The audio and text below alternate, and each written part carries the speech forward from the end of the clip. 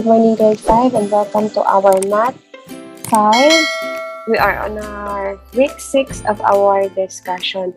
For today's lesson, we're going to talk about visualizes multiplication of fraction using models and multiples and a whole number and another fraction. So let's answer first our learning task 1. So the direction is to illustrate the following fractions on your notebook. Let's have number 1. For number 1, okay, 2/3. Ayan. So when we say 2/3, the denominator, itong 3. So, dapat ang isang fraction ay mahati siya sa 3. And then, dalawa naman yung may shade. So, ang 1, 2 ang may shade. So, sa 3, dalawa yung may shade. So, yun ang ibig sabihin ng 2/3. Next, 7/9. Okay, sa 7/9, ibig sabihin yung fraction, hahatiin natin siya sa 9 parts. And then, sa 9 parts na yon, ang ating kukulayan ay 7. So, let's see paano natin ginawa yun. Okay, so 1, 2, 3, 4, 5, 6, 7, 8, 9. Sa 9 parts ng fraction, 7 lang yung may color or may shade. That is the numerator. Another. Okay, 10/12. Sa 10/12, ibig sabihin, ang isang fraction o isang whole, one whole, we're going to divide it into 12 parts, and then do sa 12 parts na yon, we're going to shade 10 parts. So, 1, 2, 3, 4, 5, 6, 7, 8, 9, 10, 11, 12. So, we have one whole na may 12 parts, and then yung 10 parts naman ng ating kukulayan. That is 10/12. Another, 8/12. Okay, so tulad pa rin ng 10/12, we're going to divide 1 into 12 parts, and then we're going to shade 8. So 1, 2, 3, 4, 5, 6, 7, 8, 9, 10, 11, and 12. So, we have 12 parts, and then yung 8 parts naman natin ng ating shinade. So, very basic lang. Like, para lang tayo nag-review ng fraction natin the previous year. Okay, so next natin is 4/5. Okay, yung 1, we have to divide it into 5 parts, or isang 1 whole. Divide it into 5 parts, and then shade natin yung 4. 1, 2, 3, 4. Next, 8/6. As you can see, yung denominator natin at saka yung numerator o yung denominator natin ay mas mababa kaysa sa ating numerator. So, anong gagawin natin? So, una, we have to draw yung isa na may 6 parts. 1, 2, 3, 4, 5, 6. Bakit 6? Kasi 6 yung ating denominator. So, ilan yung may kulay natin? 6 pa lang. Kulang pa ng 2. So, we have to draw another 1 whole na may 6 parts. Paano yun? Yan. So, we have to draw another 1 whole na may 6 parts. 6 na tayo. 7, 8. 7, 8. 8, 6. Yan. Next, 9/4. Okay, so ang denominator natin ay 9. Ang 4, ang numerator natin ay 9. So, as you can see, mas mababa pa rin yung ating denominator kaysa sa ating numerator. So, ang gagawin natin, we have to draw 1 whole na may 4 na part. 4 na parts. So, 1, 2, 3, 4. Kulang pa kasi dapat magkaroon daw tayo ng 9 parts. Draw again. 4. Hanggang maka-9 tayo. 5, 6, 7, 8. Kulang pa. 9. Okay. So, we have dalawang 1 whole na may na merong isa pang 1/4. So, that is 9/4. Another, we have 2 and 8/10. So, gagawa tayo ng 1 whole na may 10 parts. So, paano gawin yun? Okay, 1, 2, 3, 4, 5, 6, 7, 8, 9, 10. So, you have 10 parts sa whole. Pero ilan ito gagawin natin? Dalawa. Dalawang 1 whole. So, ito na siya. 1, 2. And then, yung ating fraction is 8/10. So, gagawa pa ulit tayo ng isa pang 1 whole, pero ang kukulayan lang natin ay 8 parts. 1, 2, 3, 4, 5, 6, 7, 8. This is 8/10. Okay. So, that is how we illustrate fraction. So, now, going back to our topic that we're going to visualize, or we have to multiply fraction and we have to visualize it. So, let's have the example here. So, read and analyze the problem. Observe the visualization of the problem. Okay. So, this is the problem, it takes 3/5 hours to read a book. How many hours it will take him to read 3 books? We used to multiply. Okay, so what we're going to do? So, meron daw tayong 3/5. So, kada isang libro, nababasa siya ng 3/5 hours. So, 1, 2, 3. So, this is our 3/5. Okay. Gaano daw katagal kung magbabasa yung isang bata ng 3 libro if each book is 3/5? So, ang gagawin natin, we have to illustrate 3 3/5. So, this is 3/5. Bakit? 1/5, 1/5, 1/5. 3 1/5 is 3/5. Tama. Kasi sa 5, 3 yung may shade. So, gagawa tayo ng 3 3/5. Ito yung 1. Ito yung ikalawang 3/5. Ito yung ikatlong 3/5. So, ang gagawin natin, we have to multiply it by 3. Okay? So, in basic multiplication, we're not multiplying. Ang ginagawa natin, nag-a-add lang tayo na nag-a-add. So, ang gagawin natin, yung 3 3/5 mo, ay yung first 3/5, ito siya. Tapos, 1, 2, 3. Oh, ito siya. 1, 2, 3.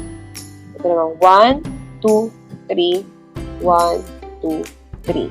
Okay. So, ang ginawa natin, we just add yung 3 3/5. Tama. So, that's what we do here in our illustration. But if we're going to use this computation, ganito lang siya kadali. So, 3 multiplied by 3/5.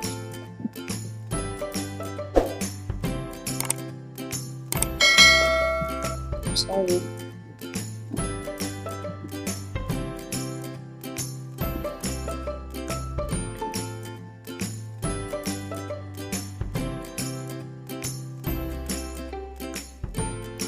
Okay, so go back to our discussion.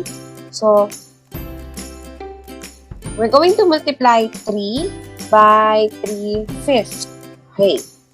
So, we're just going to copy 3 dito. Kasi mangyayari niyan, kapag ito si 3/5, kasi 3, pag ginawa natin siyang fraction, magiging 3/1 times 3/5 or 3/5. Ganyan lang siya. So, ang gagawin natin, we have to multiply yung numerator sa numerator and denominator sa denominator. So, magiging 3 times 3, we have 9. 1 times 5 is 5. So, as you can see, this is improper fraction. Dahil improper fraction siya, we have to make this proper or mixed fractions. Anong gagawin natin? So, we have to divide 9 by 5. So, 9 divided by 5, 1 times 1 times 5 is 5. And then, subtract.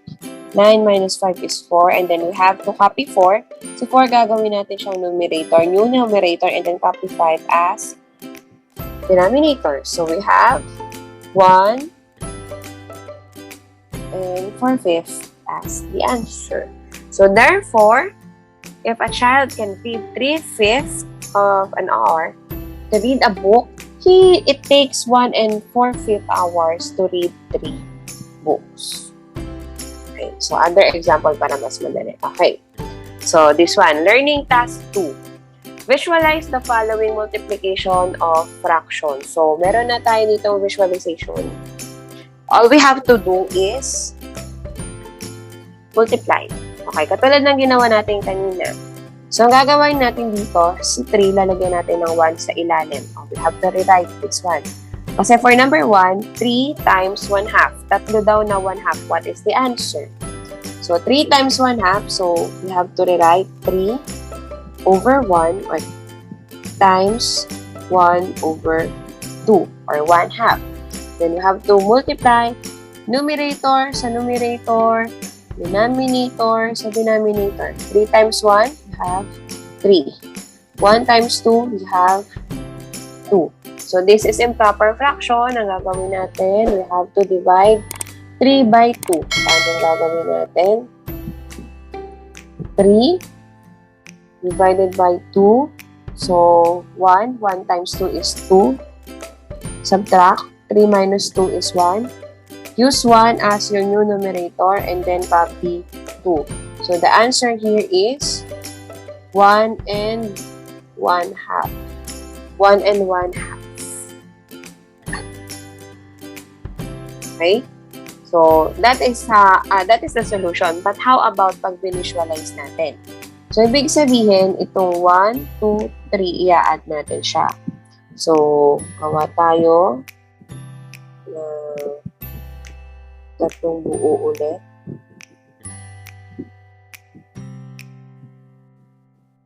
Okay.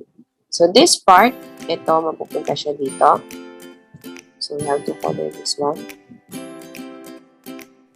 Okay. Ito naman, ililipat natin siya doon. Okay, and ito, malilipat siya doon. So, ilan yung parts na nakulayan natin? That is 1 and 1/2. Okay? Next. Number 2. 3 multiplied by 2/4. Okay, so gawin natin, i-drawing muna natin. So, gayahin lang natin to sa ilalim.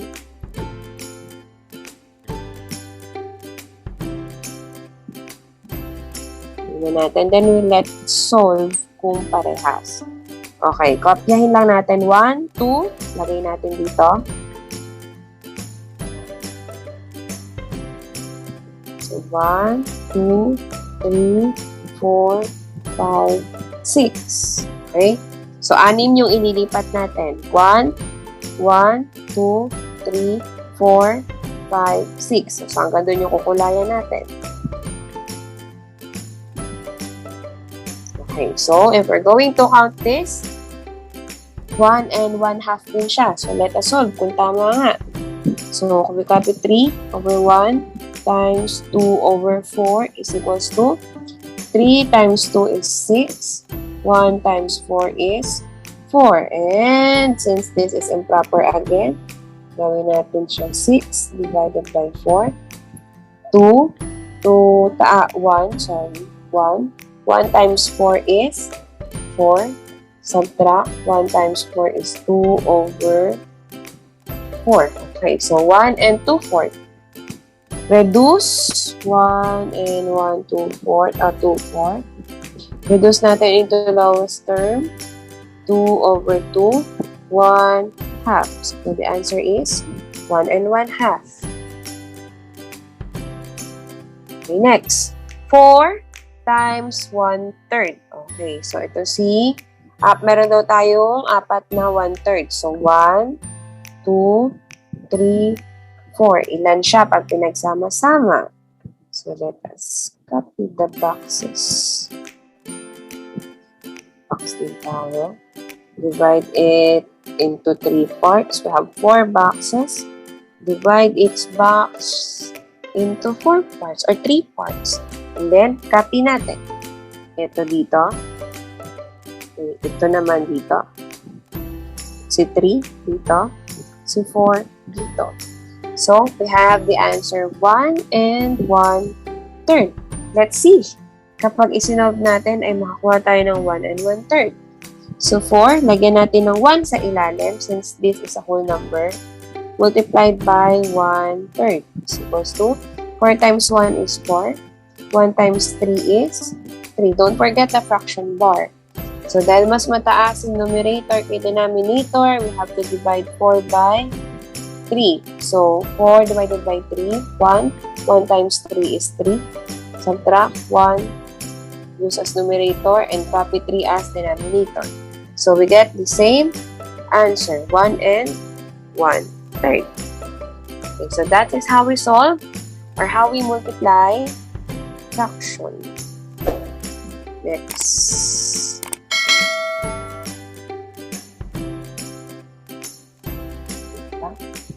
Siguro ko ang aking PowerPoint.